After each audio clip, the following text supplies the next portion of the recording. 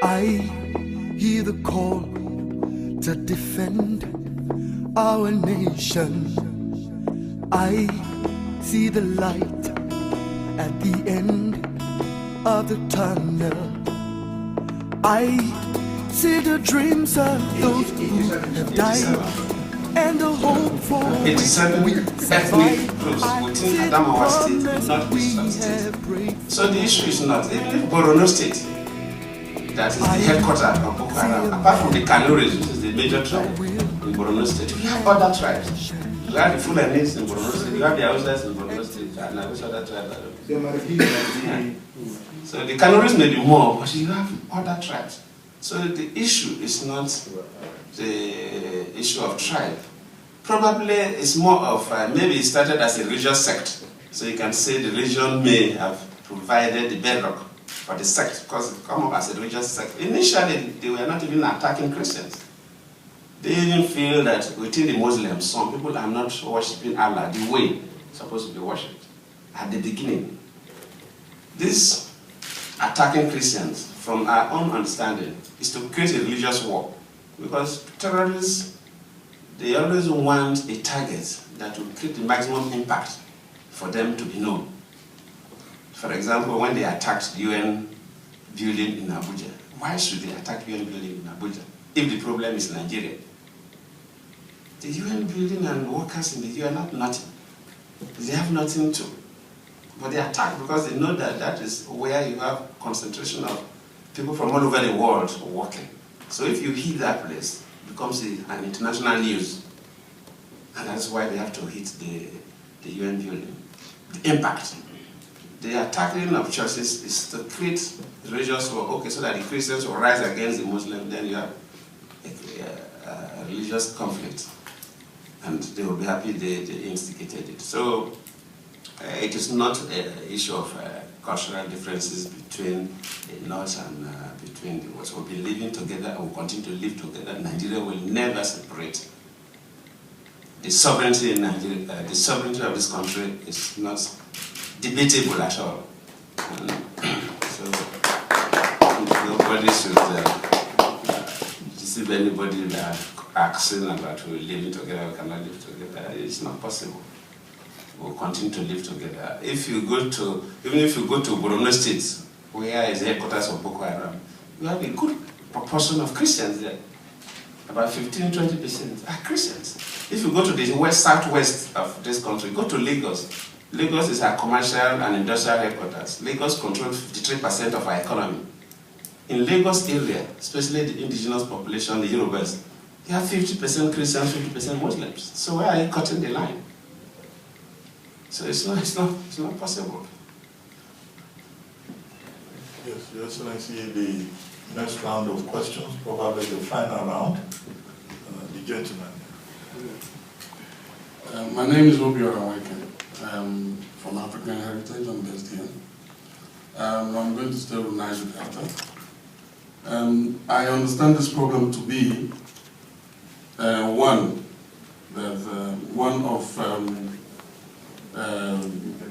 going to say that this is actually grievance that is overtaken by greed.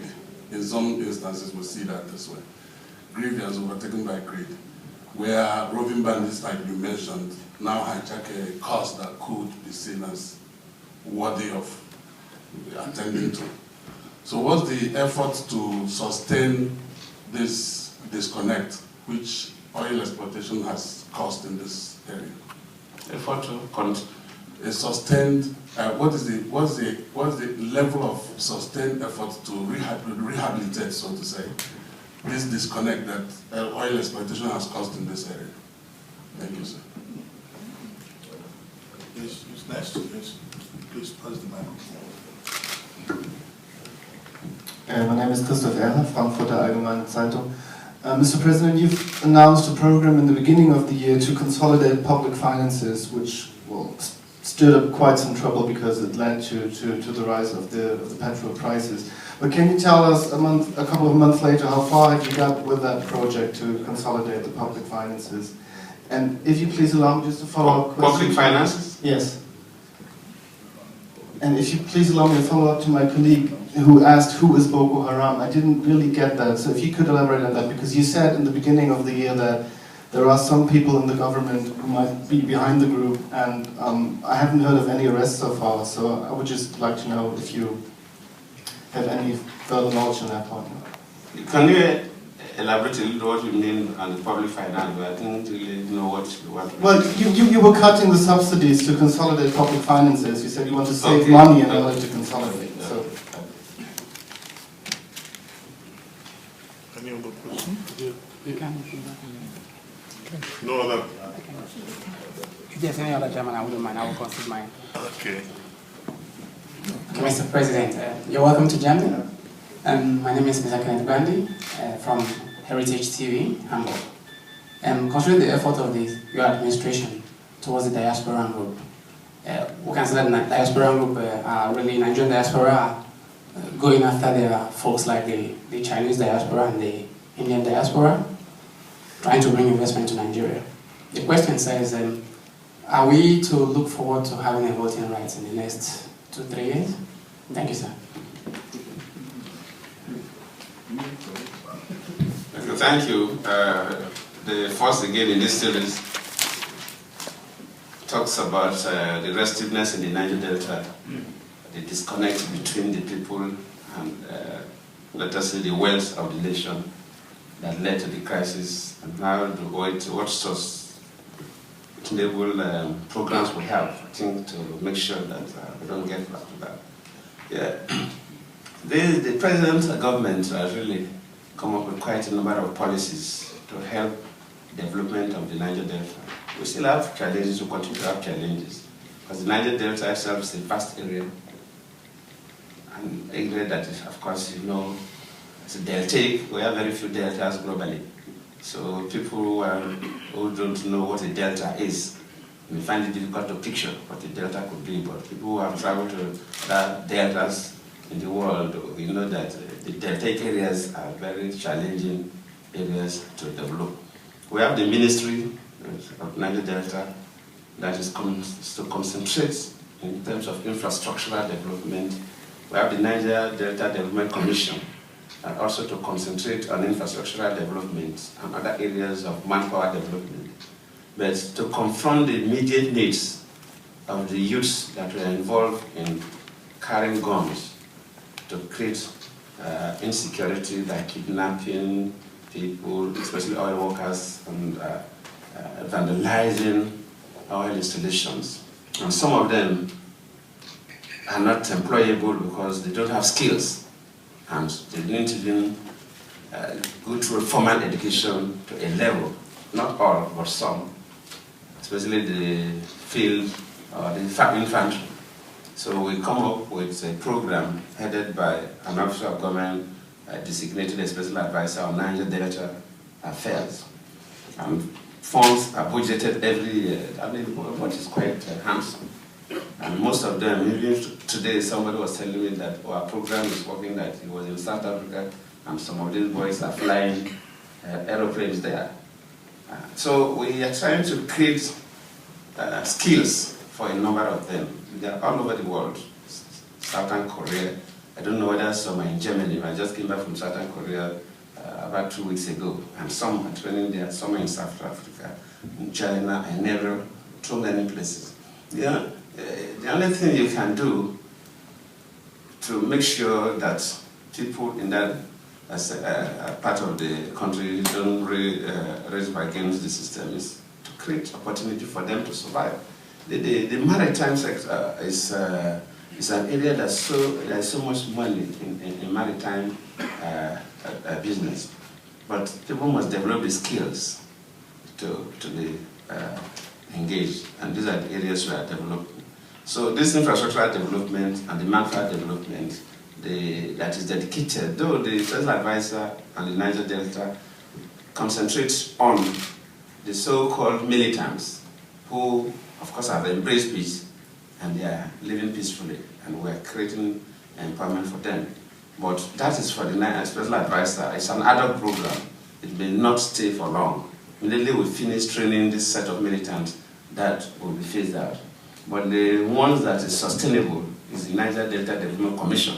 They don't concentrate on training militants. In fact, I told them that, because if they try that, they will be deviated, because the militants have an aggressive approach to issues. So I said, you are not to look at the militants. You are to provide infrastructure and train the ordinary boys and girls from within the area, give them skills or other forms of scholarship. So your business has nothing to do with the militants. Your business is to do with the normal population, so that you would not be intimidated and do things that you are not expected to do. The special advisor in Niger Delta will select the character that will suit the circumstances, and is doing quite well. The second has to do with, you talk about public finance and say, who are Boko Haram? The question, I remember I even mentioned one of my press briefings when a journalist asked me whether I will negotiate with Boko Haram. And I said, look, the Boko Haram people are Nigerians. When their improvised explosive devices get detonated, Nigerians die or their property is destroyed.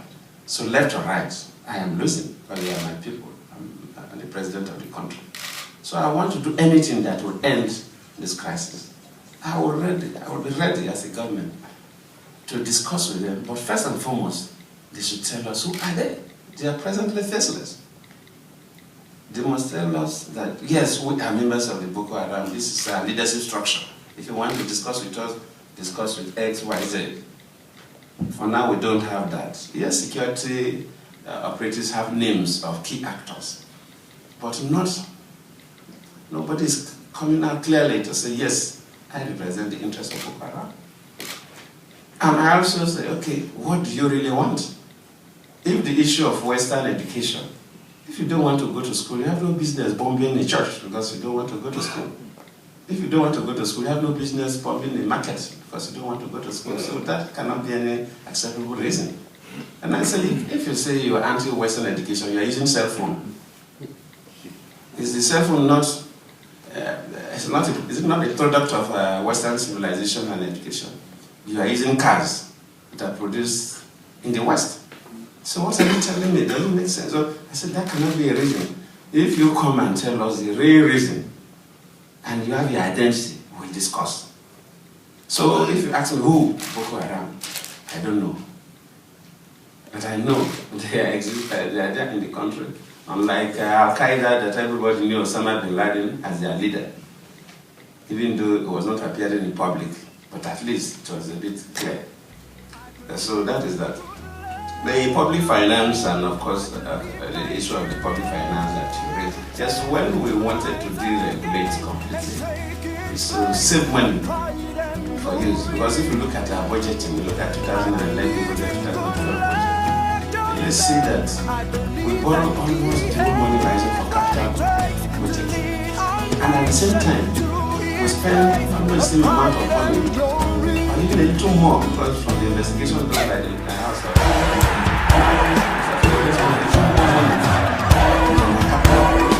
subsidize this country. How will the country spend more money to subsidize conventional products? And we're subsidizing PMS, that is the first aspect of it. If you want to spirit, the one who is a man who is willing to sacrifice.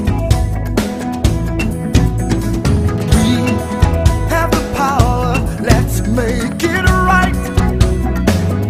I believe in good luck to repair. I believe Nigeria will chance to rise again and take its place of pride and glory. I believe in good luck to repair. I believe that he has what it takes to lead this nation to its place of pride and glory.